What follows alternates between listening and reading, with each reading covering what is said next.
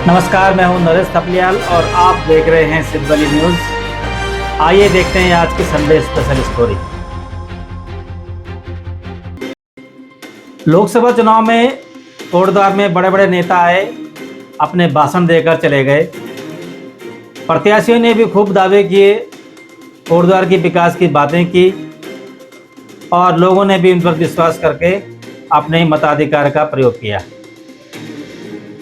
लेकिन ज़मीनी हकीकत दिखा रहा है, राजकीय बेस अस्पताल कोटद्वार में चिकित्सकों के लिए बनने वाला आवासीय भवन, यह भवन पिछले 5 वर्षों से अधूरा पड़ा हुआ है, जिसका खामियाजा स्थानीय जनता को भुगतना पड़ रहा है।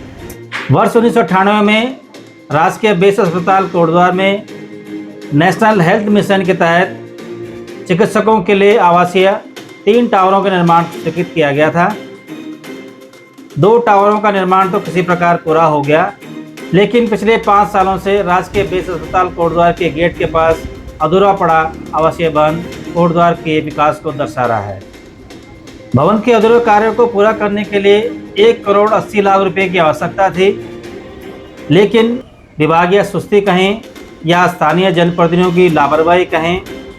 एनएचएम के माध्यम से 1 करोड़ 80 लाख रुपए का बजट नहीं जुटाया गया,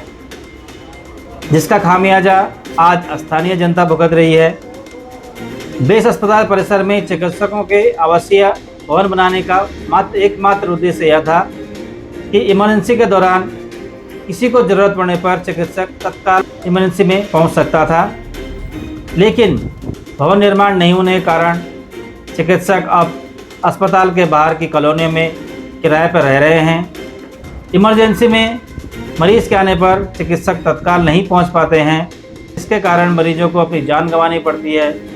कई मरीजों को रेफर करने की नौबत तक आ जाती है।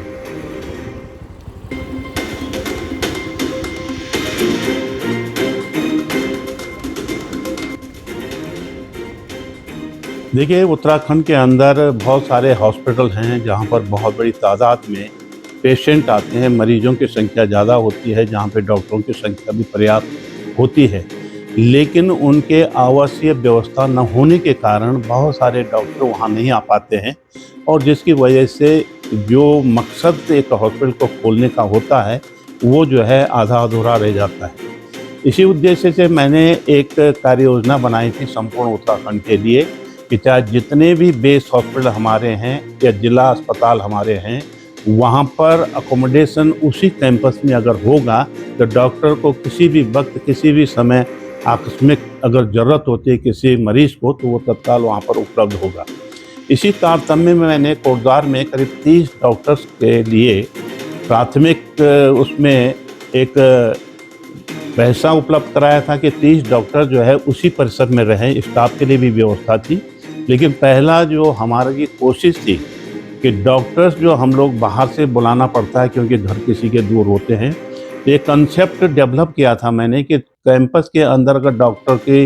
उपलब्धता होगी तो स्वाभाविक रूप से बहुत सारे लोगों की जानें बचाई जा सकते हैं, तत्काल जो है उसका उपचार किया जा सकता है। तो उसमें हमने 2 टावर तो बन गए।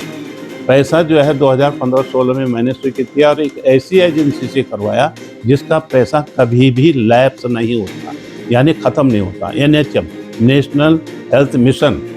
से मैंने इसको पहली बार पूरे उत्तराखंड के अंदर आवासीय भवनों के लिए पैसा उपलब्ध कराने की एक योजना भारत सरकार से स्वीकृत करवाई थी और उसी के तहत से 3 टावर यानी 10-10 डॉक्टर्स के रेजिडेंसेस पे 2 टावर बनकर तैयार हो गए। तीसरे टावर पे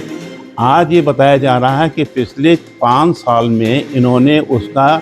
पैसा उपलब्ध नहीं कराया और पैसा जब समय पर उपलब्ध नहीं हुआ तो स्वाभाविक रूप से कॉस्ट ऑफ कंस्ट्रक्शन जो है हर साल बढ़ती है और वो बढ़ते बढ़ते करीब काफ़ी कुछ हो गया, लेकिन 1 करोड़ 70-80 लाख रुपए के करीब उसमें आज जो है आवश्यकता है, जिसकी वजह से ये टावर तैयार नहीं हो पा रहा है। तो 1 करोड़ 80 लाख या 2 करोड़ रुपए की तो कोई भी वैल्यू नहीं है राज्य सरकार के पास और फिर उनको राज्य सरकार के खजाने से भी इसको नहीं देना है, सिर्फ एनएचएम यानी भारत सरकार के से बात करनी है कि साहब इसमें क्योंकि टाइम ज़्यादा लग गया, यहाँ पे बहुत सारी हर्डल्स थी, बहुत सारी चीज़ें होती जिसको कहा जा सकता है, लेकिन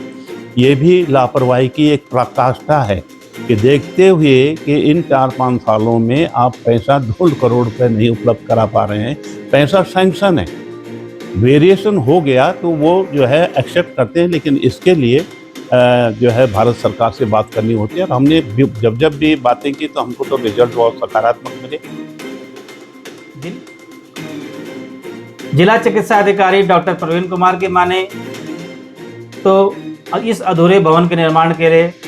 दोबारा से रिवाइज डीपीआर बनाई जा रही है। अब पता नहीं कब बजट मिलेगा, कब इसका निर्माण होगा।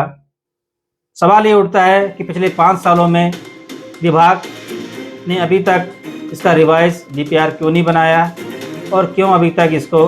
धन स्वीकृत नहीं हुआ। ऐसे में अपनी स्वास्थ्य सेवाओं को लेकर अब लोगों को स्वयं ही आगे आना होगा, अपनी आवाज़ बुलंद करनी होगी। तो ये थी आज की संडे स्पेशल स्टोरी।